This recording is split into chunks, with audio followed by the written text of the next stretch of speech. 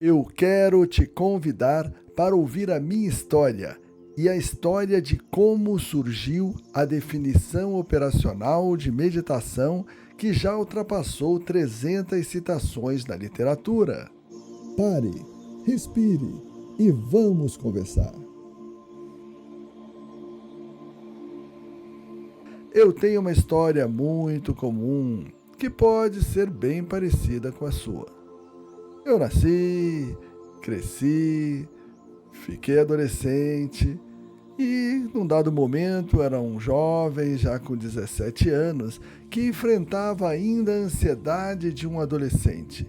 E eu queria evitar aquela rota de ansiedade e de pouca saúde mental que eu vi em tantos adultos.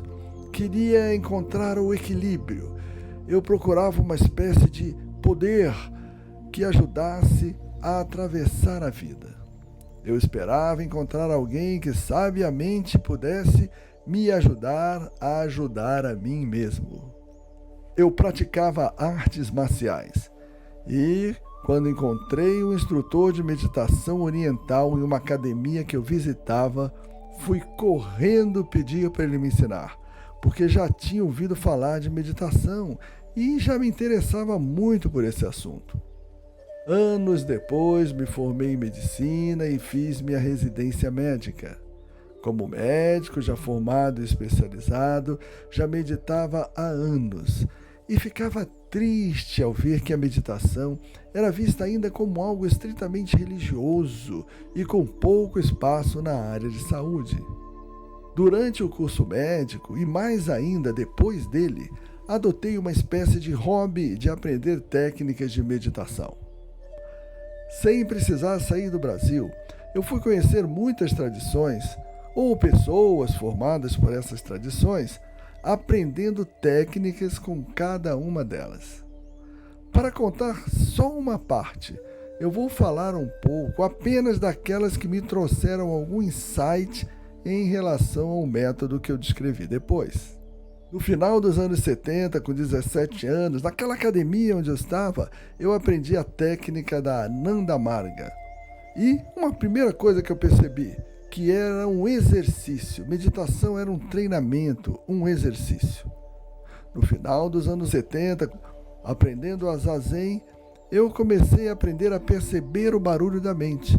No primeiro momento, parecia que tinha piorado, que a minha mente estava mais barulhenta, mas na verdade eu estava percebendo melhor o barulho que a minha mente fazia.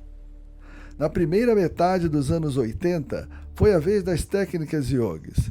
Eu aprendi algumas coisas legais, como a importância do ambiente para meditar e que é interessante que se tenha um ritual de meditação.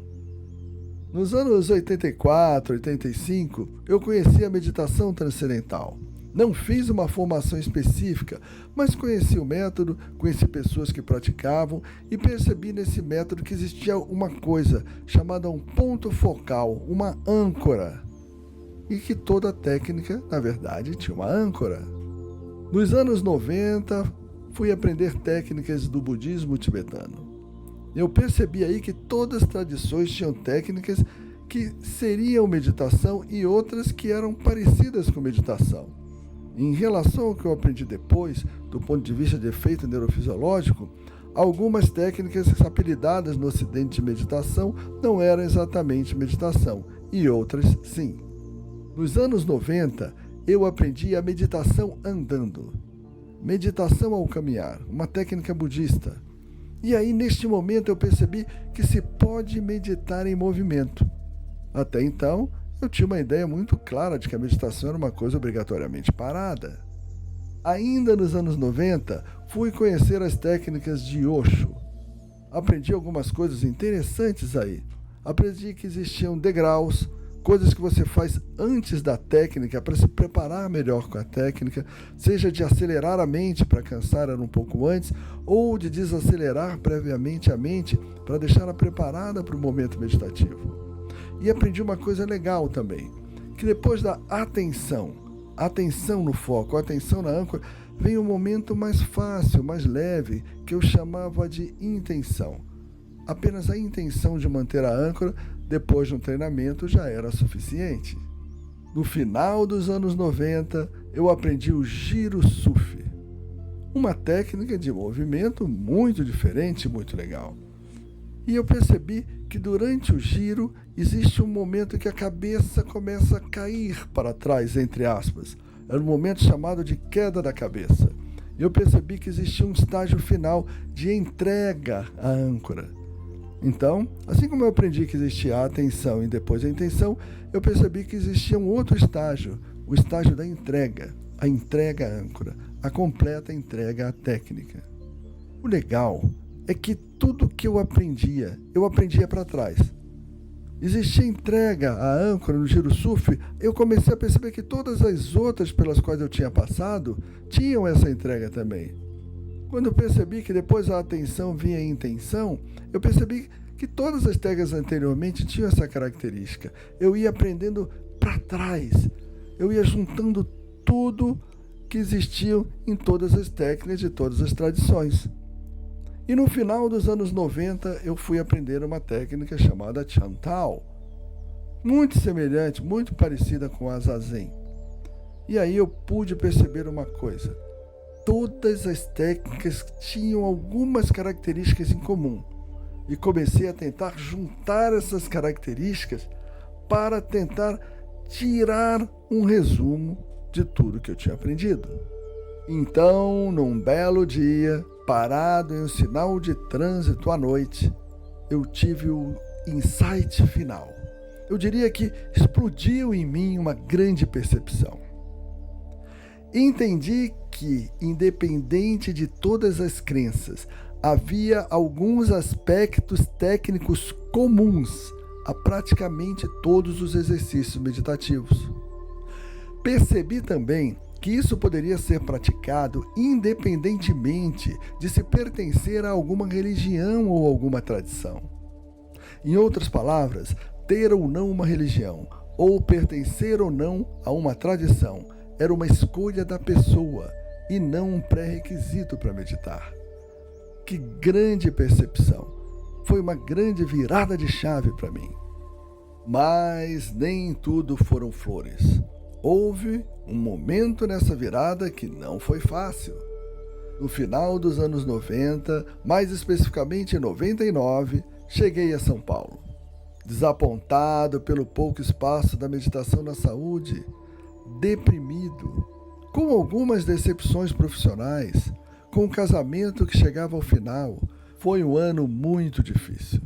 Mas a minha mudança também começou neste mesmo ano de 1999, quando conheci o professor José Roberto Leite e o seu trabalho no setor de medicina comportamental da psicobiologia da Unifesp.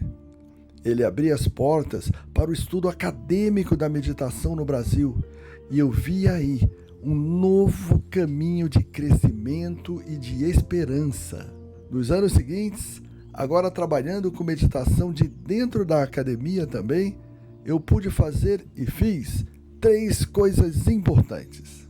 Descrevi o método, publiquei uma definição operacional de meditação que foi muito bem aceita e hoje já tem mais de 300 citações na literatura. Criei uma linguagem para falar de meditação que poderia ser usada tanto dentro quanto fora do ambiente religioso com o mesmo efeito. E entrei em ação. Desde 99, comecei a dar palestras, cursos e workshops sobre o método. Escrevi artigos, capítulos de livro e um livro. Desde 2002, passei a formar instrutores de meditação. Criei um curso online em 2021. Dei diversas entrevistas a órgãos de imprensa. Passei a divulgar o método intensamente, também em redes sociais, a partir de 2024. E esta é a história de um método. Hans Selye, que descreveu o estresse urbano, dizia que descobrir não é apenas ver, mas sim descobrir no sentido de tirar a cobertura para que todos possam ver e continuem a ver para sempre. Inspirado nessa frase de Hans Selye, o meu esforço é o de que cada vez mais pessoas passem a enxergar este método, a sua simplicidade, o seu enorme alcance e passem a praticar meditação como algo natural nas suas vidas. Meditação não muda o mundo, mas muda pessoa a pessoa, e o mundo é feito por pessoas. Então, você gostou dessa história? Viu como a gente conseguiu tirar do ambiente místico, filosófico, religioso o aspecto técnico que hoje eu posso usar para ensinar você? Então, curte esse vídeo e compartilha. Se inscreve no canal, clica no sino de notificação. Vamos mostrar a todo mundo como a gente conseguiu tirar o leite da pedra, porque a gente conseguiu mostrar tecnicamente o que é a meditação.